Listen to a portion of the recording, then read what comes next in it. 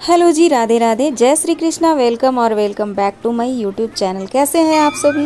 उम्मीद करती हूँ आप लोग अच्छे होंगे, मैं भी अच्छी हूँ। चलिए आज मैं चलती हूँ, स्टार्ट करती हूँ बनारस के कुछ स्थानों का दर्शन करने, जिसमें सबसे पहले आप लोग गौ माता का दर्शन कर लीजिए, क्योंकि गौ माता का दर्शन करना बहुत ही अच्छा होता है।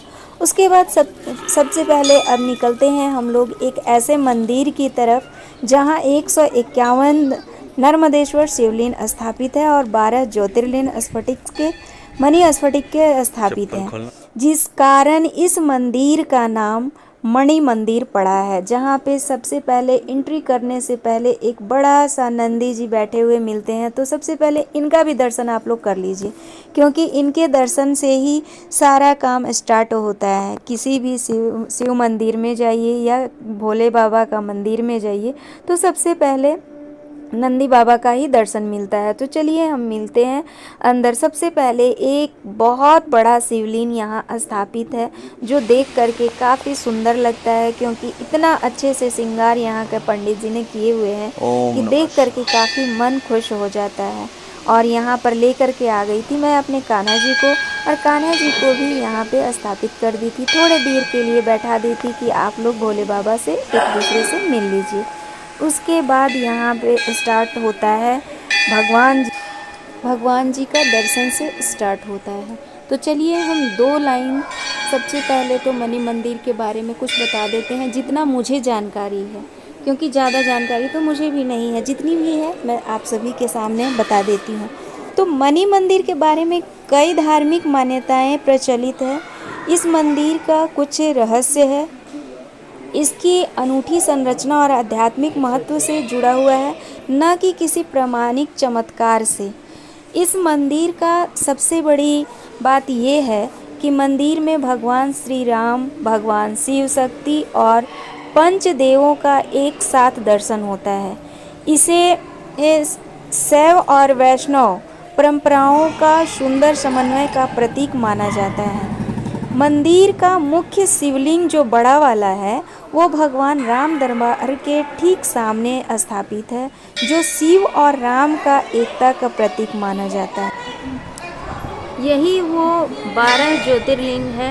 यहाँ 12 ज्योतिर्लिंग स्फटिक स्वरूप स्थापित है। इन्हीं मणियों के कारण इस मंदिर का नाम मणि मंदिर पड़ा। और यही वो राम दरबार है जिसके ठीक सामने बड़ा वाला शिवलिंग है, जहाँ से इन दोनों का मिलन होता है। और ये जो है ये अन्नपूर्णा माता का मंदिर है, जो वहीं पे स्थापित है। चलिए इसके बाद आते हैं अर्धनारेश्वर। इसमें आधा माता पार्वती और आधा भोले बाबा का बना हुआ है। और आगे चलते हैं, आगे भी बताते हैं। इसी तरह से यहाँ पे हैं बजरंगबली, जिन्हें कौन नहीं जानता है। और इसी प्रकार से इसके बगल में है लक्ष्मी नारायण जी, वो भी अब थोड़ी ही देर में प्रकट होने वाले हैं। और ये है शिव परिवार, जिनमें गणपति बप्पा, भोले बाबा और माँ पार्वती हैं। ये है लक्ष्मी नारायण, जिसमें विष्णु भगवान और लक्ष्मी माता हैं। इसी टाइप से ये मंदिर का पूर्ण दर्शन होता है। और यहाँ पे गुंबद जो बना हुआ था वो काफ़ी ही सुंदर था, काफ़ी बोले तो काफ़ी सुंदर था। इतना तरह का उसमें कारीगरी किया हुआ था, इतना तरह का उसमें जड़ी बूटी से बनाया हुआ था, स्टोन वगैरह लगाया हुआ था, कि देखने में बहुत ही सुंदर लग रहा था। फ़ोटो में तो उतना सुंदर नहीं आया जितना सुंदर वो रियल में गुंबद था। और इसके बाद कुछ हम लोग फ़ोटोशूट करा लेते हैं अपने कान्हा जी के साथ, और अपने कान्हा जी का भी। उसके बाद पहुंच जाते हैं हम लोग इस्कॉन मंदिर, जो कि वहीं से बगल में ही था, 10 कदम के आगे पे था। वहाँ भी थोड़ी देर दर्शन करते हैं, थोड़ी देर इधर उधर घूमते हैं और 2 मिनट के लिए बैठ जाते हैं।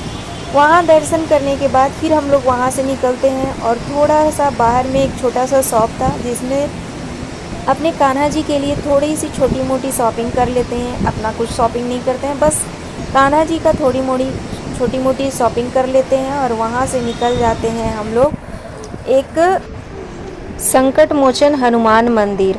हनुमान मंदिर भगवान हनुमान जी के सबसे प्राचीन और सिद्ध मंदिरों में से एक है। इसकी स्थापना 16वीं शताब्दी में महान संत गोस्वामी तुलसीदास जी द्वारा की गई थी। मान्यता है कि कि हनुमान जी ने यहीं पर साक्षात गोस्वामी तुलसीदास जी को दर्शन दिए थे।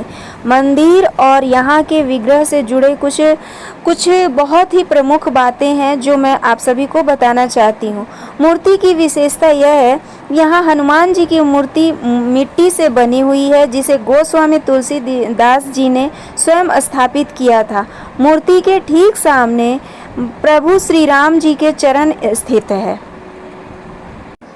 और यहाँ प्रसाद के रूप में शुद्ध देसी गाय के घी से बेसन का लड्डू बना हुआ ही चढ़ाया जाता है और कुछ भी प्रसाद वहाँ पे नहीं चढ़ाया जाता है। विशेष जानकारी तो मुझे कुछ नहीं है, मुझे जितना जानकारी थी मैं आप सभी को बता दी। इसके बाद हम लोग आ गए थे तुलसी मानस मंदिर। ये है तुलसी मानस मंदिर और ये भी मंदिर अंदर से बहुत ही बड़ा था और बहुत अच्छा खासा स्पेसेस था। बहुत सारे लोग अंदर बैठे हुए थे, बहुत सारे लोग कुछ पढ़ रहे थे, जैसे रामायण वगैरह, और भी लैंग्वेज में लोग पढ़ रहे थे। क्या पढ़ रहे थे मुझे तो पता नहीं चल रहा था, लेकिन कुछ लोग वहाँ पे बहुत सारा लोग बैठे हुए थे, पढ़ रहे थे। अब पता नहीं क्यों मैं अंदर से शूट नहीं कर पाई थी, अंदर से कोई व्यूज़ नहीं ले पाई थी, इसलिए मैं नहीं यहाँ पे ऐड की। मैं यहाँ पे आने के बाद फ़ोटो ली, उसके बाद फिर चली आई बनखंडी महादेव। यहाँ भी मैं थोड़ी सी छोटी सी क्लिप ले पाए थे, ये इन्होंने लिया था, मैं नहीं ले पाई थी। और वहाँ के बाद तुरंत ही पहुँच गई मैं बनखंडी मंदिर, बनखंडी महादेव मंदिर। यहाँ भी ये भी मंदिर काफ़ी अच्छा है। इसका गुंबद जो होता है ना, वो देखने में बहुत बड़ा शिवलिंग के आकार का है, जो देखने में बहुत ही सुंदर लगता है। और इसके अंदर का नज़ारा थोड़ा सा कुछ लिए थे, वो भी यहाँ पे है। और यहाँ भी वाराणसी में लगभग मंदिर भोले बाबा का ही है, ज़्यादा से ज़्यादा भोले बाबा का ही मंदिर है। और कहीं कहीं कुछ अलग अलग भी है, जो जहाँ मैं जा पाई वहाँ का क्लिप ऐड कर रही हूँ, आप सभी को दिखा रही हूँ। तो प्लीज़ देखिए और इन्जॉय कीजिए, और हमें भी कमेंट में ज़रूर बताइएगा कि हमारी वीडियो में कहाँ क्या चीज़ की कमी रह गई है। तो कुछ इस टाइप का है अंदर से व्यूज़। काफ़ी भगवान जी लोग भी थे, सब अलग अलग टाइप से अलग अलग बैठे हुए थे, और उनका शीशा लगा हुआ था ताकि कोई उनकी मूर्ति को स्पर्श ना करे। उन्हें कुछ मतलब बहुत लोग होते हैं ना जो मंदिर जाते हैं तो जल वगैरह डाल देते हैं तो मूर्तियाँ ख़राब हो जाती हैं, इस वजह से लोग शीशा लगा देते हैं, और जो कि अच्छा भी होता है। तो चलिए, इस टाइप का कुछ नज़ारा है हमारा बनखंडी महादेव बाबा का। और इसके बाद फिर हम लोग आ गए थे सीधा मृत्युंजय मंदिर, जो कि काल भैरव मंदिर के ठीक रोड क्रॉस करने के बाद ठीक सामने है। और इस मंदिर का सबसे बड़ा खासियत ये है कि इस मंदिर के अंदर एक बहुत बड़ा कुआं है, जिसमें इस मंदिर का सबसे बड़ा खासियत है कि ये बहुत बड़ा मंदिर है। इतना लंबाई चौड़ाई में इस मंदिर का लंबाई चौड़ाई है, और इतना बड़ा स्पेस है इसमें, खाली है। और शिवलिंग का तो कहना ही नहीं, मुझे तो लगता है क्या पता कितने शिवलिंग होंगे इस मंदिर के अंदर। और जिधर भी जाएं उधर सारा शिवलिंग, जिधर जाए उधर शिवलिंग, बहुत सारा शिवलिंग यहाँ पे विराजमान है। और सब में पंडित जी मिलते हैं आप सभी को, जिसको भी यहाँ पे पूजा पाठ करवाना है, आप कहीं भी बैठ करके अच्छे से पूजा पाठ करवा सकते हैं। और उसके अंदर देखने में, घूमने में अगर आप अच्छे से घूमेंगे ना तो लगभग आधा से 1 घंटा तो ज़रूर आपको लग जाएगा अच्छे से घूमने में।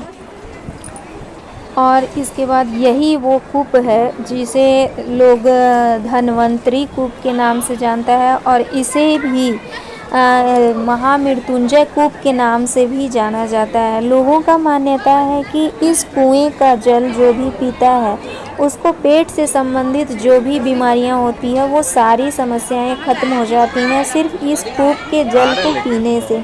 और कहा जाता है कि जो लोग मन्नत मांगते हैं कि यहाँ अगर इस जल के पीने से मेरा रोग खत्म हो जाएगा, तो वो लोग आकर दोबारा यहाँ पे पूजा करवाते हैं पंडित जी से।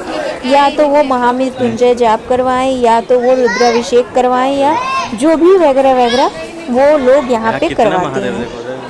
और सच में गाइस ये कूप का जल इतना मीठा था, इतना मीठा था कि मैं क्या ही बताऊं। मैं तो बहुत ज़्यादा यहाँ का जल पी ली थी।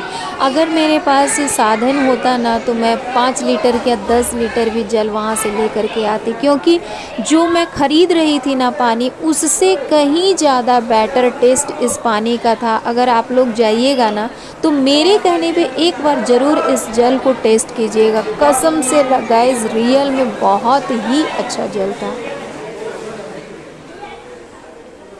ओम नमः शिवाय। सब बोले बाबा। लगता है कोई लाल आके रख देता है जिसका मन्नत पूरा होता होगा। छोटे बाबा, बड़े बाबा, हर तरह के बाबा। चलो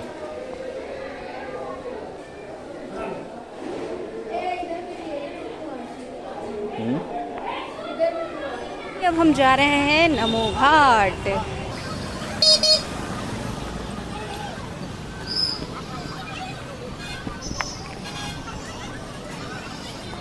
काफी अच्छा डेकोरेशन किया हुआ है।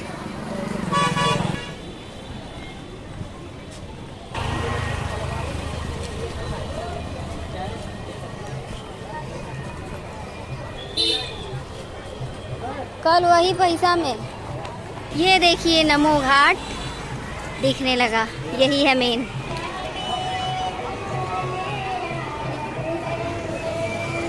गाना बज रहा है, मुझे लगता है वॉइस ओवर ही करना होगा।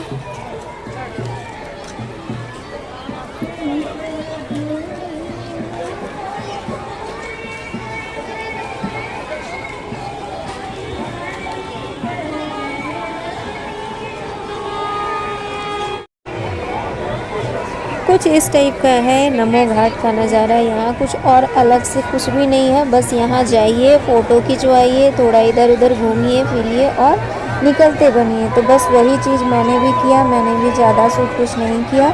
मुझे भी जितना समझ में आया उतना मैंने क्लिप ऐड कर दिया है। फिर हम दोनों ने भी फ़ोटो खिंचवाया। फ़ोटो खिंचवा करके मैंने काफ़ी थक चुकी थी, क्योंकि मैं बहुत जगह इस बार गई हुई थी तो थक चुकी थी। मुझे लग रहा था अब मैं वापस बैठ जाऊँ, रूम जाऊँ, जहाँ मैं होटल ली हूँ वहाँ पे जाऊँ और होटल में ही थोड़ा रेस्ट करूँ, ताकि मुझे थोड़ा सा रिलैक्स फील हो।